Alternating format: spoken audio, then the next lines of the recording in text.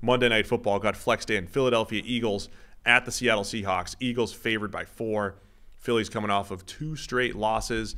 And I know there's been a lot of teams in the middle of these huge stretches, but Seattle and Philly have both been in these very difficult stretches of games against a lot of the same teams. And now they get to play each other. Is this the AWS supercomputer devising schedules that just like there's going to be a stretch for every team where it's like brutal run? Because that's where the money is. We can sell that as a story. I don't know. I told you haven't even considered that, you guys, with your like whatever you were doing before that. But now the supercomputer is creating narratives. I told you last year, I feel like the supercomputer set it up so it was good on good and bad on bad early, right? So that all the records were close. But now they've decided actually that the real money here is creating these in-season narratives of awful schedule for a run. They've basically set up the NBA in-season tournament without saying it. Right. It's like, all right, Eagles, you're going to play 5 of the 7 best teams in the league in 5 straight weeks. Go get them. And Seattle had to do the same exact thing. Yep. So yeah, the Eagles sitting there at 10-3. They still have a chance at that number 1 seed, of course, or a 2 seed in the NFC East. And Seattle right now, one of the 5 6 and 7 teams. And as we kind of predicted, they were 6-4, right? 6-4. Now they're 6-7 because they've run into the stretch of playing the Niners and the Cowboys and all the good teams. And it continues. Can they compete against the Eagles here at home? Light rain.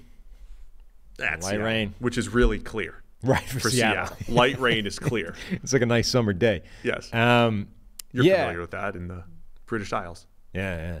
There's a lot of rain there. Yeah. That's why everything's green. That's why you're so cranky and miserable. That too. So, 2 things in this game. Number 1, this is the first game in a while the Eagles have more rest than the other team. They went on a run of like 3 or 4 games straight where they're like a day less than everybody else, or like a time difference less.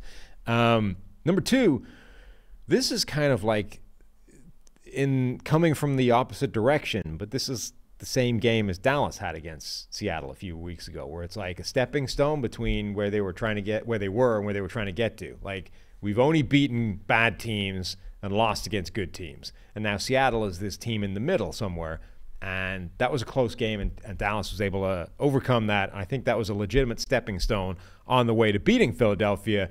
And now genuinely being able to sit there and say we're the 2nd best team in the NFL, or at least the NFC.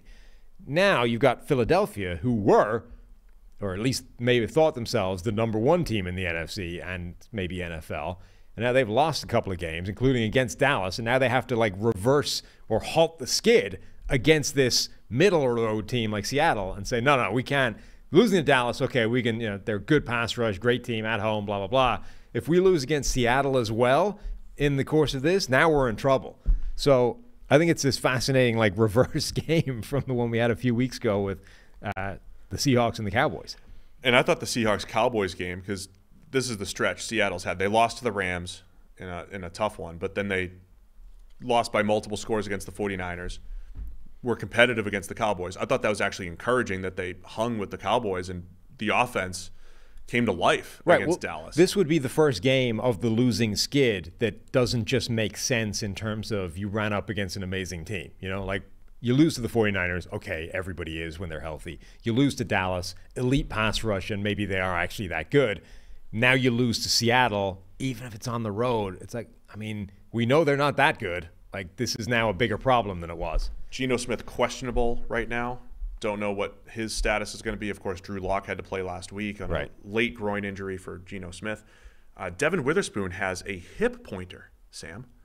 You don't see a lot of hip pointers these days. I'm highlighting this because that was the most common injury in Madden 95. And I used to think as a youngster that everybody in the NFL always got hip pointers because that's what Madden taught me back in the mid-90s.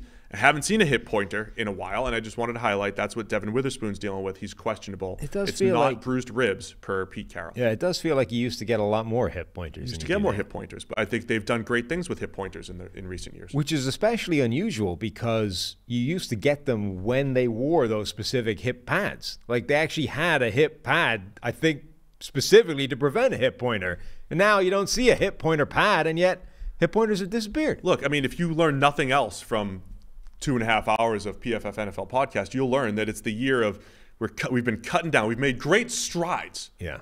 On handling high ankle sprains and hip point. No, the thing to learn from it, the takeaway, the moral of the story is those stupid giant hip pads that they used to make you wear were pointless, and the fact that I never actually wore them because they were so annoying. You were correct. I'm vindicated for never wearing them. I never suffered a hip pointer, and apparently neither does any other NFL player without those pads. We got to figure out if Devin Witherspoon's hiding some pads in there, and that's why he has one. Anyway, keep an eye on that. So can the Eagles bounce back here, and can the Seahawks, the poor Seahawks, have to try to salvage their season? The poor Seahawks. I mean, so if the Eagles get through this, what do they have? They have 2 games against the Giants.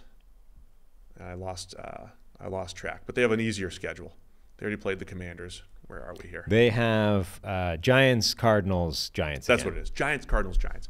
If the Eagles get past Seattle, theoretically they should win their last 3 games. Right. And put all the pressure back on Dallas to win out, they have the Bills, the Lions. They have a tougher schedule. Like, as bad as it feels for the Eagles coming off 2 losses, I think they control their status as a potential number 1 seed, because they would still have to leapfrog the Niners. Right. But it's also, I think, why this game is quite important, because you're probably not going to get anything meaningful from those next 3 games. So even if they lose this game, they'll win the next 3, and you'll be like, oh, it's back on track. But it might not be. They might just play 3 bad teams. This is the one where it's actually, this is a real opponent. So if you lose this game, now you don't get another real opponent until the playoffs, where it might be too late to find out if you need to fix something. Like, winning this game is actually, I think, fairly important for them to say, no, we're still good. We just ran up against 2 other very good teams. It'll be interesting to see if the Eagles get their if Witherspoon's banged up. I think is Tariq Woolen banged up too? No, he seems fine. I don't know. I think the Eagles will have some opportunities to make some big plays in the pass game. Jamal Adams has taken a lot of heat in Seattle because I had to answer some questions on Seattle radio yesterday. I'm like, well, he plays close to the line of scrimmage, which is like target on your back when you're facing Shanahan and the Niners. Yeah. So that's how they're isolating Deebo Samuel on him. But yeah, he has not been great.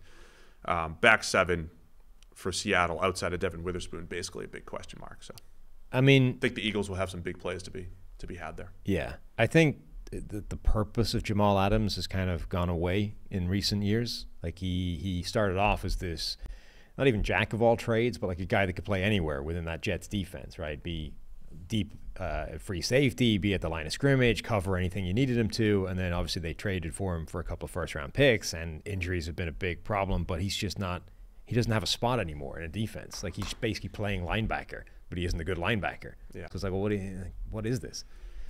All right, man. Eagles favored by 4 in Seattle here. Not sure on Geno Smith or Drew Lock. By the way, Drew Lock had 4 turnover-worthy plays last week against the Niners. So, something to keep an eye on there.